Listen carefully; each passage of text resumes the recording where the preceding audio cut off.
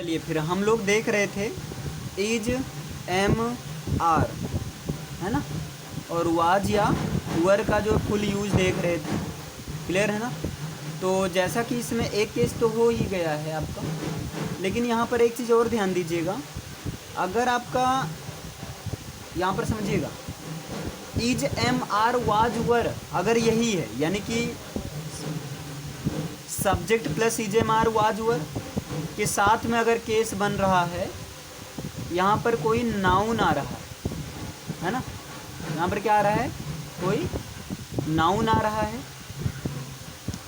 कोई आपका आ रहा है एडजेक्टिव आ रहा है, या कोई आपका आ रहा है एडवर्ब आ रहा है। क्लियर है ना। तो उस केस में इज एम आर का अर्थ होता है, हैं, हो और हूँ के सेंस में करते हैं, और या वाज या वर का यूज जो है था या थी के, था थी या थे के सेंस में किया जाता है। डन है ना। जैसे देखो हम कह दें राम भगवान है, राम भगवान है ना। ध्यान देना, अगर is am are was were के साथ मेन वर्ब, इसके बाद में मेन वर्ब नहीं है बल्कि मेन वर्ब के अलावा कुछ भी है, उस सिचुएशन में इसका अर्थ ये होता है, उसको इस सेंस में यूज करना। तो क्या हो जाएगा, राम, और राम सिंगुलर केस है, क्या लगेगा, इज। तो राम इज और गॉड। क्लियर है ना। राम इज गॉड, राम भगवान है, इतना क्लियर हुआ ना।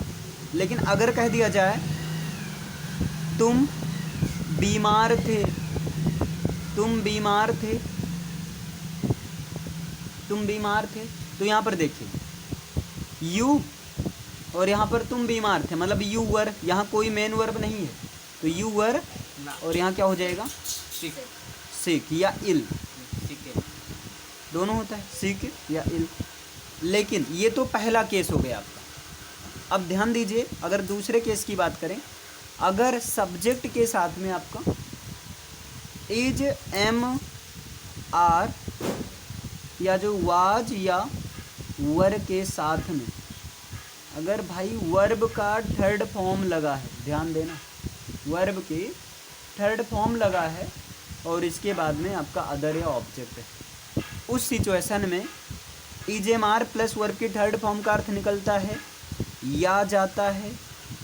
ध्यान देना, या जाता है, ये जाती है ना, या जो है ये जाते हैं, या जाता हूँ, ये जाते हैं, ये अर्थ निकलता है ना। लेकिन इसका अर्थ यही पास्ट में हो जाता है। पास्ट का मतलब हाँ, या जाती थी, है ना, या जाता था, ये जाती थी, या जो है ये जाते थे, इस सेंस में इसका अर्थ निकलता है। लेकिन इन दोनों केस में ना जो डूअर होता है वो अब्सेंट होता है, जो डूअर होता है वो क्या होता है, अब्सेंट होता है।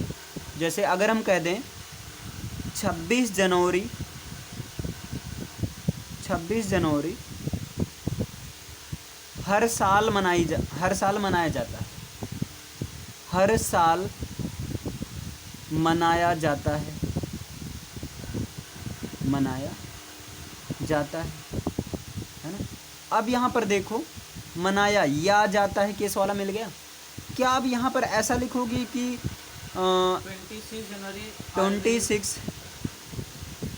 26 जनवरी, JANUARY जनवरी, है ना। और क्या आप यहाँ पर लिखोगे गोज, अब यहाँ जाता है कि तो इंग्लिश गो तो लिखेंगे नहीं, तो यहाँ कॉन्सेप्ट है 26 जनवरी हर साल मनाया जाता है, डूअर नहीं है ना, यानी पैसिव का केस बन रहा है। तो यहाँ पर क्या लगेगा भाई, अभी बताया गया पास्ट में इज एम आर के साथ वर्ब की थर्ड फॉर्म, तो यहाँ पर क्या होगा इज, और यहाँ पर मनाना की इंग्लिश सेलिब्रेट, तो थर्ड फॉर्म लगेगा, क्या हो जाएगा, इज सेलिब्रेटेड। मतलब 26 जनवरी इज सेलिब्रेटेड एवरी ईयर। समझ में आया, नहीं समझ में आया, समझ गए कि नहीं इतना यहाँ पर, क्लियर।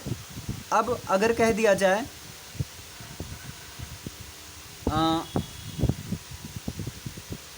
जैसे कह दिया जाए कुछ, मान लीजिए हम कह दें पहले, है ना, घर में ताला नहीं लगाया जाता था। पहले घर में ताला नहीं लगाया जाता था। अब क्या यहाँ जाता की इंग्लिश आप गो करेंगे, बेंड करेंगे? नहीं भाई, यहाँ पर देखो या जाता था का सेंस आ गया। पहले घर में ताला नहीं लगाया जाता था यानी क्या हो जाएगा, लॉक, है ना, नहीं समझे?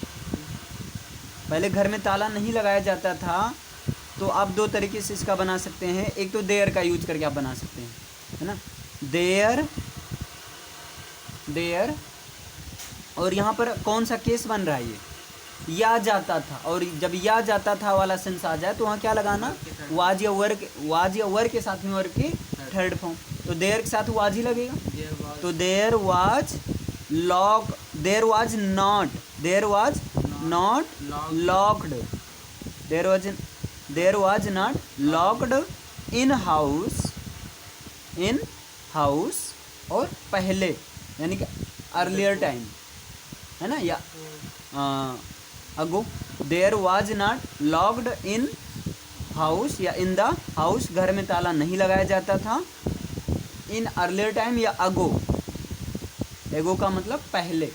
पास्ट के लिए आपको पहले के लिए एगो का यूज करना है, लेकिन जब फ्यूचर या प्रेजेंट की बात हो वहाँ बिफोर का यूज करना है। पास्ट के लिए एगो आता है, समझ में आया?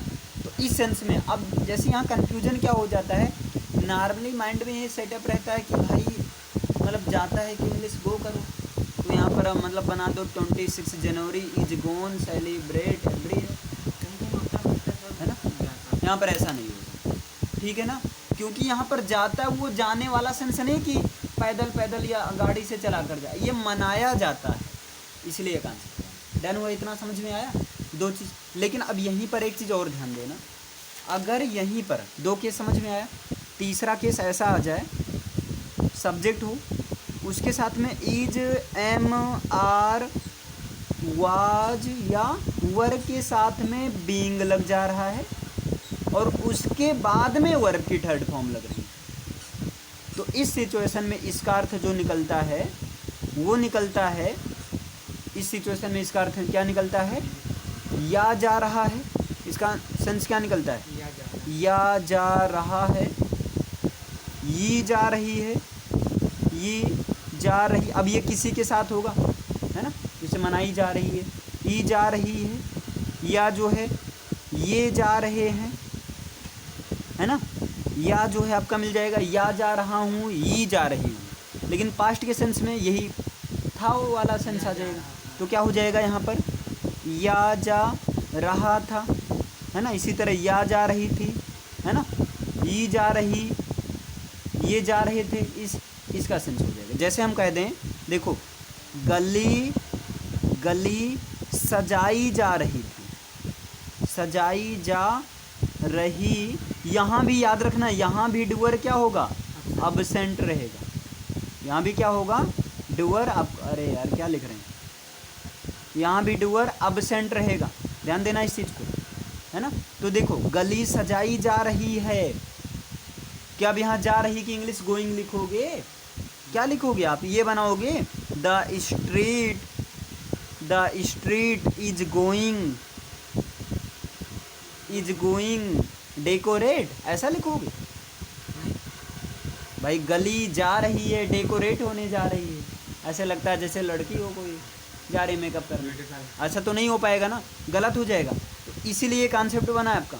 तो यहाँ पर आप क्या इसका करेक्ट होगा, the street is being, the street is being और डेकोरेटेड। अब ये सही हुआ आपका, the street is being decorated. समझ में आया? इसके साथ आईएनजी क्यों नहीं यूज कर रहे हैं? आईएनजी यूज हो रहा है, बिल्कुल हो रहा है, इस है ना। फॉर्म में हो हाँ, लेकिन यही तो आपका कॉन्सेप्ट है भाई। गलती हमारे दिमाग में क्या रहता है भाई, जा रही है मतलब गोइंग लगना चाहिए, और जबकि यहाँ इज बीइंग का अर्थ होता है जा रही है, जा रही है। नहीं समझ। पास्ट का अगर एक दिया एग्जाम्पल दिया जाए, देखो कंचा या बचपन में कंचे खेले जा रहे थे। अब नहीं, कंचे खेले जा रहे थे। अब क्या यहाँ जा रहे थे कि इंग्लिश गोइंग करेंगे? नहीं, या जा रहे थे तो तो वही खेले जा रहे थे ये। अब यहाँ देखो खेले, ये जा रहे थे, मिला कि नहीं? हमने क्या बोला, इसके भाई किसी के साथ में रहेंगे, ऐसे थोड़ी अकेले रहेंगे। क्लियर? खेले जा रहे थे तो क्या हो जाएगा? Marble in childhood, in childhood, चाहे आप इसको लास्ट में कर सकते हो या पहले लिखकर कॉमा लगा दो। इन चाइल्डहुड द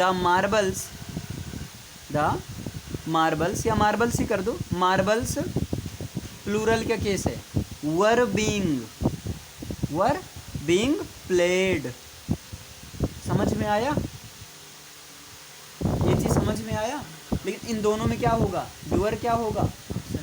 अब्सेंट होगा। लेकिन मान लो अगर सेंस यही हो, ध्यान देना, अब मान लो सेंस यही हो, जैसे आपका सब्जेक्ट हो और उसके बाद में ना is, am, are, was, were के साथ में भैया वर्ब की फर्स्ट फॉर्म में ING हो और उसके साथ में क्या हो?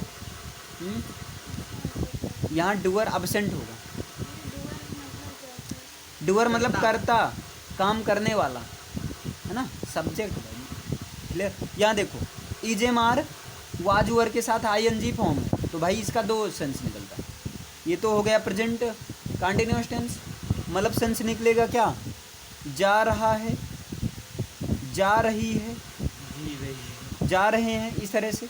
इसी तरह इसका सेंस क्या हो जाएगा? जा रहा था, है ना, जा रही थी। लेकिन इसमें अर्थ क्या होगा? यहाँ भाई अगर ये आप कर रहे हैं ना, यहाँ डूअर प्रेजेंट होगा।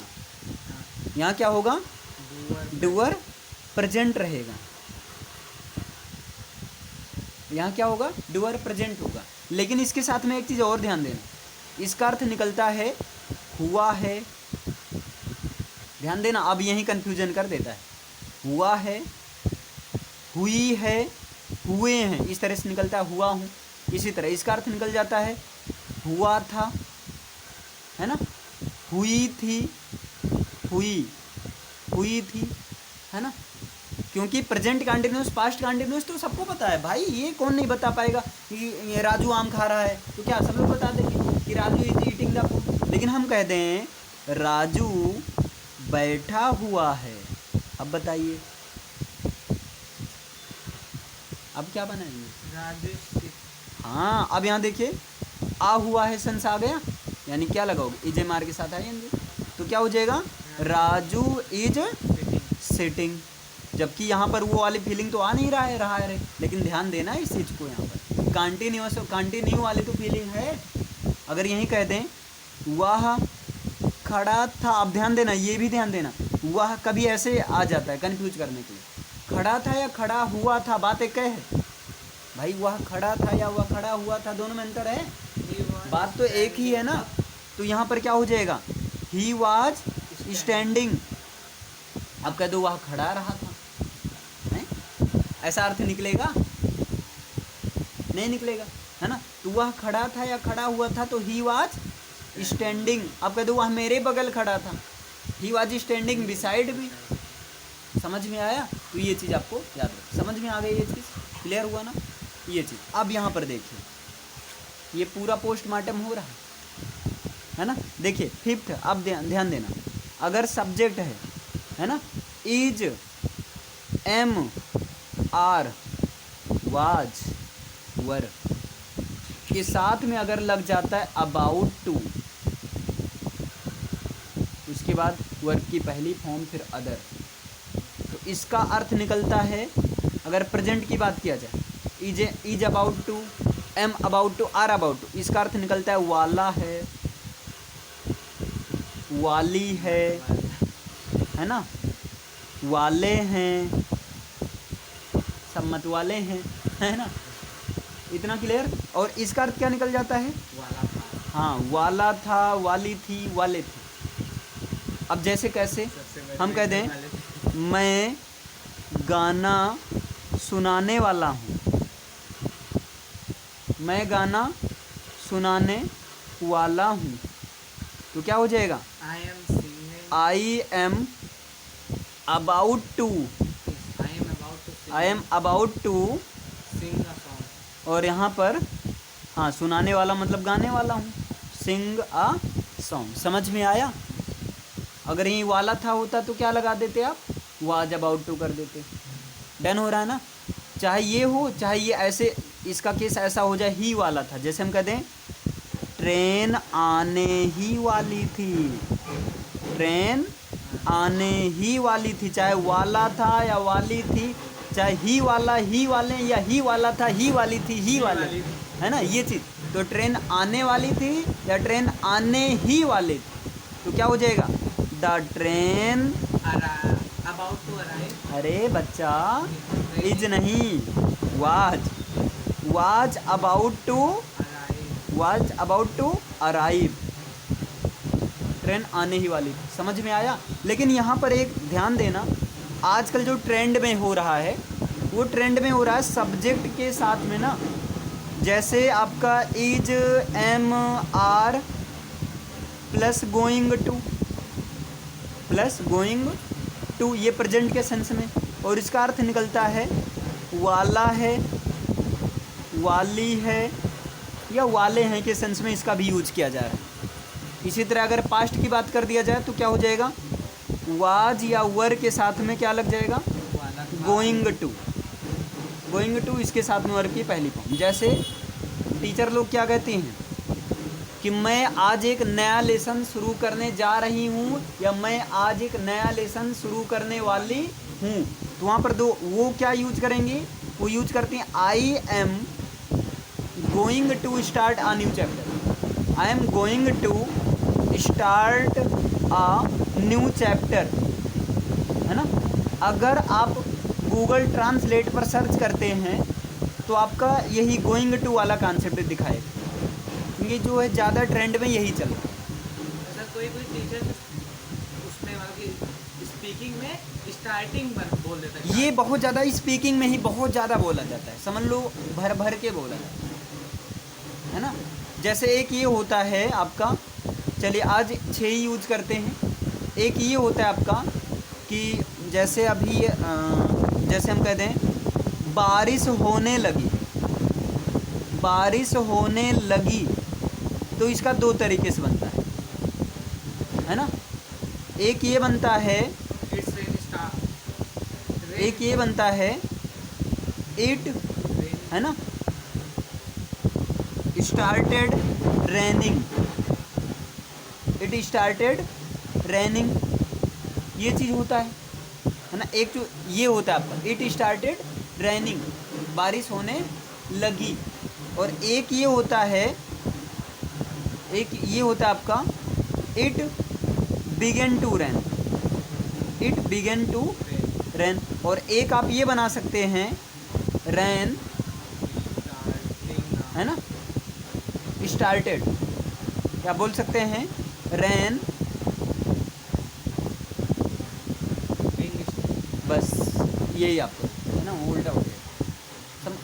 ये ना समझ में आया, दूसरा देख लीजिए। अभी जैसे कह दिया जाए कुत्ता भौंकने लगा, कुत्ता भौंकने लगा। अब इसका 2 तरीके से बनेगा। एक तो बनेगा the dog began to bark, began to bark, ये आपका सही है, बिल्कुल सही है। लेकिन इसका जो ट्रेंडिंग है, जो ट्रेंडिंग में लोग यूज करते हैं, अगर आप गूगल पर सर्च करेंगे ये नहीं देगा, जबकि ये भी कॉन्सेप्ट है। गूगल पर आपको ये देगा डॉग, यहाँ रहेगा द डॉग, वहाँ पर स्टार्टेड बार्किंग हो जाएगा, स्टार्टेड के साथ में बार्किंग लिखा रहता है, जबकि दोनों आपका सही है। बिगन टू भी सही है, लेकिन बिगन टू के साथ वर्ब की फर्स्ट फॉर्म, स्टार्टेड के साथ में फर्स्ट फॉर्म में आईएनजी, तो दोनों आपका सही है। कुत्ता भौंकने लगा, the dog began to bark, या द डॉग स्टार्टेड बार्किंग, है ना। डन, दोनों तरीके से आप बना सकते हैं। समझ में आया? इतना क्लियर हुआ ना। जैसे हम कहते हैं वो जाने लगा, तो क्या हो जाएगा, या वह रोने लगी। हम जैसे कह दें वह रोने लगी, 2 तरीके से बना सकते हैं। सी बिगेन टू क्राई, लेकिन याद रखिएगा जब बिगेन लगाना, बिगेन टू तो वहाँ वर्ड की फर्स्ट फॉर्म। अगर आप स्टार्टेड का बना रहे हैं तो सी स्टार्टेड हमेशा, या स्टार्टेड के साथ में क्या लगा देना, आईएनजी फॉर्म। तो she started crying, she started crying करते हैं, मतलब she began to cry, began to लगाते हैं, दोनों सही है, वह रोने लगी। ज़्यादा ट्रेंड में ये चल रहा है सी स्टार्टेड क्राइंग, क्योंकि ये माइंड में जल्दी आ जाती है ना, और लोग इससे जल्दी समझ भी जाते हैं। और स्पीकिंग का मतलब क्या होता है, ऐसी लैंग्वेज बोलो जिससे अगला समझ सके, है ना। आप अपनी इंग्लिश दिखाओ मत कि देखो हमें इतना ज़्यादा, आप ऐसा बोलो कि अगले को समझ में आए। डन है ना। चलिए फिर आज के लिए इतना ही रखते हैं, फिर मिलते हैं नेक्स्ट वीडियोज़ में।